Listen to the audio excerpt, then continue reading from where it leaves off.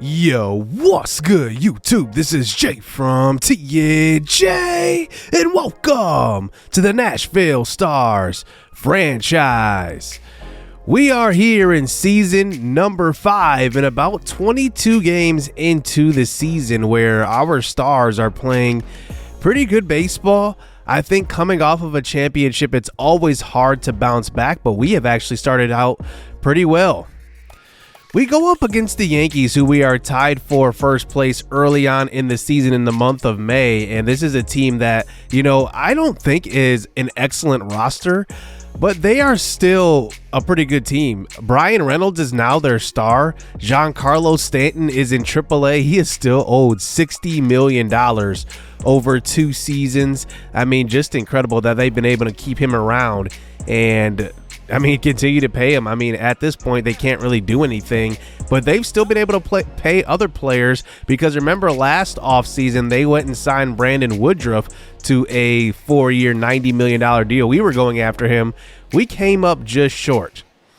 But I'm kind of glad because now we are going with the youth movement on the mound, and now we take a look at Bradley McDougald, who we acquired from the Minnesota Twins in the offseason. He is a guy that comes in with a high walk per 9 rating and a high hit per 9 rating, and he's still only 22 years old. Here are the Yankees, and I am predicting that it's going to be between the Stars and the Yankees this year. We are definitely like the best 2 rosters in the division, so we'll see how we will stack up against them. The Blue Jays are still there, but missing Vladimir Guerrero Jr. is definitely going to be a bigger blow than what they think. 2 up, 2 down here for Bradley McDougald at home, and he faces Brian Reynolds, who is the star of this team now. And he did sign a 5-year extension a season ago, and he flies out to Enrique Bradfield playing in center. Deivi Garcia on the mound for the Yankees as he is one of their young, bright pitchers in the future. And here is a ground ball to third, and Candelario with an off throw to first base, and that will be called an error, ruled an error, I should say. Ramon Elgato hitting in the 2 spot today. Enrique Bradfield on the run, and he gets thrown out. Wow, he just got a bad jump on that, and you usually do not see him get thrown out trying to steal, but that time it happens, and sometimes it does. Ramon Elgato continues his at-bat. This is going to be a ground ball to Jonathan India playing second base, and that one will be the second out of the inning. This is Rafael Devers at the plate, hitting .309 this year. He swings that one out of the zone, and that's going to be strike 3. There's nothing doing in the first inning. On to the 4th inning, Brian Lacker at the plate with the man in scoring position. He swings and misses at that outside off-speed pitch. That brings up Jimmy Sandoval to the plate. Coming off of an injury last year, remember he missed the entire playoffs, but he hits this one well to right field. This one bounces off of the wall and Jimmy gets to second. It's going to be a RBI double. Now just remember Jimmy Sandoval is one of our draft picks, and now you're starting to see a lot of our draft picks, a lot of the young guys we have been developing now at the MLB level. That's going to bring up the next batter, grounding out to third to end the inning. As we move on to the 5th inning, Bradley McDougald has been pitching lights out so far. This is a pitch right over the zone, and for some reason they run on that pitch. It wasn't a hit and run, and it wasn't even close. What a throw that time by Brian Lacker. 2 outs in this 5th inning as that brings up Manuel Margot, and he will swing and miss at that one. And Bradley McDougald gets through 5 innings, only allowing 1 run. Ramon Elgato leads off the 5th inning now with a walk as we get a man on first base with the middle of our lineup coming to the plate. Rafael Devers to the plate, 3-2 pitch up in the zone, and that one will be ball 4 also.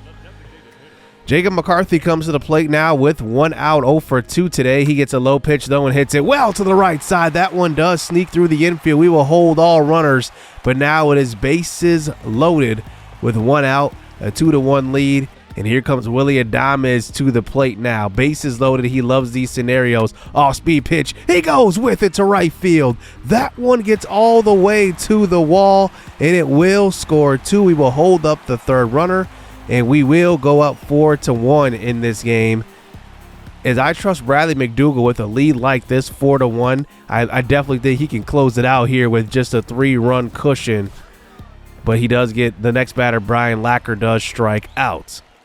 Bottom 6 now, Ramon Elgato with the man on second base. That's going to be Enrique Bradfield, and he's got the speed to score all the way from second on that bloop single to right field, and Elgato gets the second. We at least provide a little bit more insurance here, and it's now 5-1 here versus the New York Yankees. Dom Thompson Williams thinking maybe it's not over. We're still looking to score here, 5-1. He gets a pitch over the middle. This one's hit deep to left center. Giving chase is Brian Reynolds, and it bounces right before the warning track and over the wall. And we do get an extra run of insurance, making it 6-1. We move on to the top of the 9th inning. Bradley McDougal is still on the mound. 108 pitches at this point, facing Candelario at the plate, and he will swing and miss at the low changeup, and that one will end this ball game. Bradley McDougal is off to a hot start this year. He gets the win, and he pitched 9 innings, struck out 4, only gave up 4 hits, walked 3. And it was just an excellent outing here from the new acquisition this year. I'm hoping that maybe this guy is going to be the number 2 going forward. I like Jack Leiter a lot, but sometimes I think in sim situations he's not that good. But I love pitching with him. But we'll see. Maybe these 3 can be the 1, 2, 3 we have been looking for to be the dominant guys in the rotation. The funny thing is they're all under 25 years old. So we go to game number 2 now. It's going to be Adrian Hauser versus Lewis Gill. And looking at what these two are, they are pretty decent pitchers, but Adrian Hauser is off to a rough start this year. He loses another start. He started 3 games so far, not doing the best.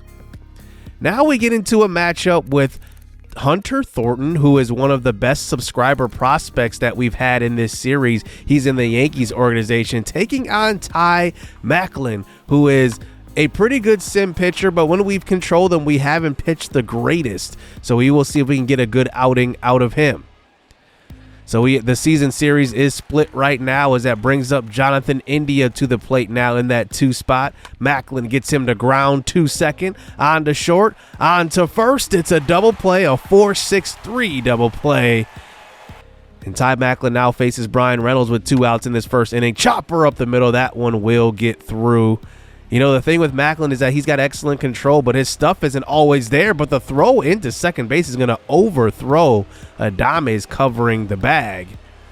And the runner will move over to second, bringing up Candelario, who hits one well to left field, right to Taylor Trammell playing out there today. And that will get us through the first inning. In the second inning, we actually have a pretty good inning there, getting 3 runs in that inning. Now we have a 3-run cushion here in the bottom of the 4th inning. Thornton, low pitch in the zone facing Adames, and Adames goes to opposite field. That one will sneak through the infield for a single. So now we have men on first and second here, no outs in this inning, bringing up Taylor Trammell, who goes deep to right field. That one is gone. Taylor Trammell, such a tremendous home run hitter. How many home runs is he going to hit this year? He hit 34 a season ago. He goes deep right now, and that one makes it a 6-0 ball game at this point. You know, when we control our offense, we hit extremely well. I think we have kind of hit a groove here with our offense. We have definitely started swinging well with everybody on the squad. So that is something that we are very proud about in this series. On to the 9th inning. It is now a 10-0 game. We absolutely blow the doors off the Yankees this game. And we do get a ground ball to short, ending the ball game. Macklin pitches a shutout, and we will get the win. And our offense comes through once again for another big victory in this series. 10-0, 14 hits to their 5. Trammell had 2 home runs in this one, 5 RBIs, and we get the dub. So here we are now in the middle of the month of May, and to be quite honest, I think we need to evaluate Adrian Hauser just a little bit more, because I think we're going to need a good 4 and 5 starters right now. Ty Macklin is holding down that number 4, but I am worried about Adrian Hauser and Damian Houston at the back end of that rotation. Can they be reliable for us coming down the stretch? We're going to need some good pitching. We're barely over 500 right now at 17 and 16, so we definitely need some big-time wins. So we will check out Adrian Hauser versus the Detroit Tigers. The Tigers are rebuilding. This was a team that I was probably looking to acquire players from because right now we're done rebuilding and we're kind of building, for the future of the health of our organization and continue winning. So I think that, the Tigers are a team that have a lot of assets. Here's a ground ball to second here in the first inning, and this one will end the first one. Jimmy Sandoval has the force out at second base. We move on to the fourth inning, and here is DTW at the plate. He gets plunked on the back. That brings up Jacob McCarthy next, and the same result. So now it's bases loaded here with 2 outs in this inning. Willy Adames comes to the plate. He loves these scenarios. Adames has moved down to that 6th spot. He ends up with more opportunities to drive in runs, and this one will be a hit to left field. That one will score 2. It will move the runner over to third base. That's McCarthy, and it will be a 2-0 lead here in the fourth inning. We move on to the top of the 7th here. Taylor Trammell, remember, had that big home run last game. He hits one well to left field. This one is hit well, and it hits off of the warning track and the wall. It gives us the 3-2 lead here in the top of the 7th. Still no outs in this inning as well. Nashville, no matter what, our bats are eventually going to come around. Here is Kendrick Franklin Cole here in the 9th inning with a man on third base. He hits one well to left field. This one's back at the track, and it makes it into the bullpen for a home run for KFC. KFC is a guy that maybe is a little bit of a late bloomer. I guess we'll have to see. We will focus on him later in this episode and check him out closer. But a big-time hit there as that moves us into the 9th inning. TJ Antone into relief as he faces Garrett Hampson, now signed with the Tigers as he signed a 3-year deal a couple of off seasons ago. Ground ball to Adames, and we get the win today, 7-2.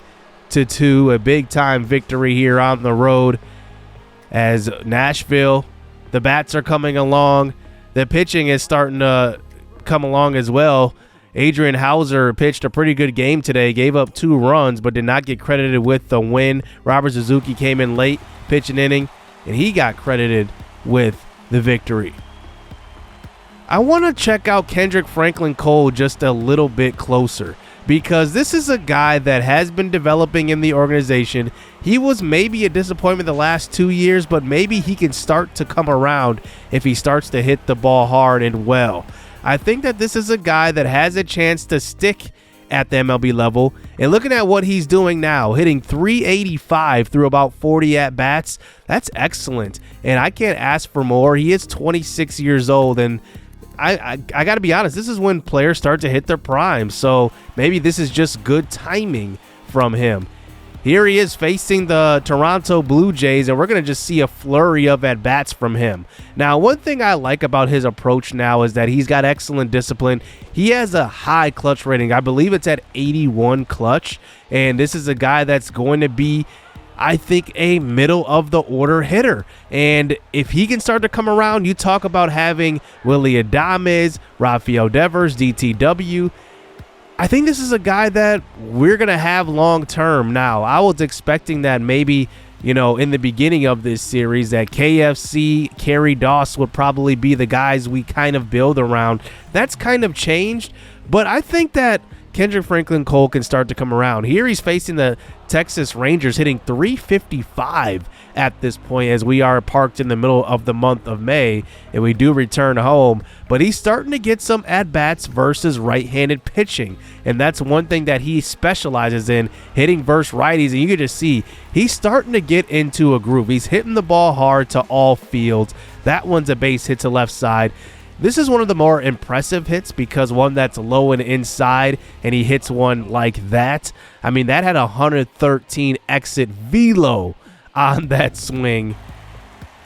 And he is just a solid hitter. I think if it starts to come around the MLB level, he could be a full-time, probably DH. He gets one outside and low this time and goes to opposite field. You can see the potential with his bat. Those two at-bats right there are the most impressive I've seen from KFC. A low and inside pitch smoking it to left field. A low and outside pitch hitting it over the wall. I mean, that type of hitting is going to win us championships in the future. And I think that KFC, like I said, I want to get him some at-bats versus righties. And left field has been the one position that's kind of been up in the air with Trammell there, with Jacob McCarthy, who is terrible defensively. KFC isn't much better, but he is a little bit better. He can run a little bit. He isn't the greatest of fielders, but he's got a whole lot of potential, and now he's starting to come around, which is an encouraging sign for this organization, especially since we want to really continue to build. So not just, give out big contracts, develop guys. And I think that's what we've done. We've given KFC an opportunity to develop in AAA a little bit longer than the other guys, and it's kind of paying off now. We make it into the month of June, and we are 35-25 after that 4-3 victory versus the White Sox there at the end of the month. And going into June, we actually have kind of a favorable schedule. We play the Twins, who are barely over 500. The Kansas City Royals, Boston Red Sox, and Tampa Bay are all under. The Yankees are the one team that is over, that is actually, pretty competitive this year. And looking at how our team is doing so far, we are 17th in batting average. Our bats will start to come around. They will definitely get better than this. Only 23rd in home runs. How about KFC leading our team in home runs with 13? That is incredible. And then looking at pitching, we're still great. I mean, still great. How about Bradley McDougall, the newcomer, a 1.96 ERA? That is a Cy Young type of year. Troy Quincy is having a career year so far. He's only 5-5, but a 114 whip. That is amazing. Jack Ladder, kind of around the same that he's been. Hasn't improved, hasn't gotten worse. I mean, he's just kind of average, but when we control him, he is great. Steven Brennan still isn't ready in AAA. I still have him down there at just 21 years old. That's incredible. Bradley McDougall is having an excellent year. 8-2. A 118 whip, or actually a .90 whip, and he's at about a 1-something ERA. That is incredible. But like I said, I'm kind of worried about that 5 spot in our rotation. Damian Houston and Adrian Hauser are having comparable years, and they're both kind of bad. So you don't want to miss next episode. Next episode is the episode to submit your prospects so that you guys can get in the series, and we will go through the draft and get through the month of June and get up to the All-Star break. I do kind of want to go at this pace. I want to kind of have a 5-episode regular season. That's how I want to do all regular seasons now. Baseball is a long season, so I want to squeeze it all in. But I hope you guys enjoy this episode. Let me know what you guys think of the emergence of KFC in the lineup, and if he's a guy that should really stick at either left field or DH. So hit subscribe, hit that like button, stay tuned. Let's get it. Let's go.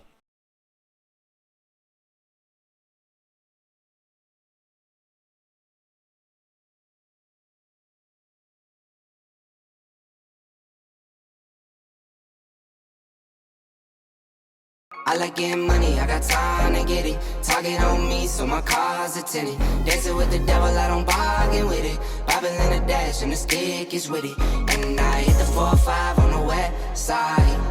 But I'm from the east side, this how we slide. This how we ride, yeah, this how we ride.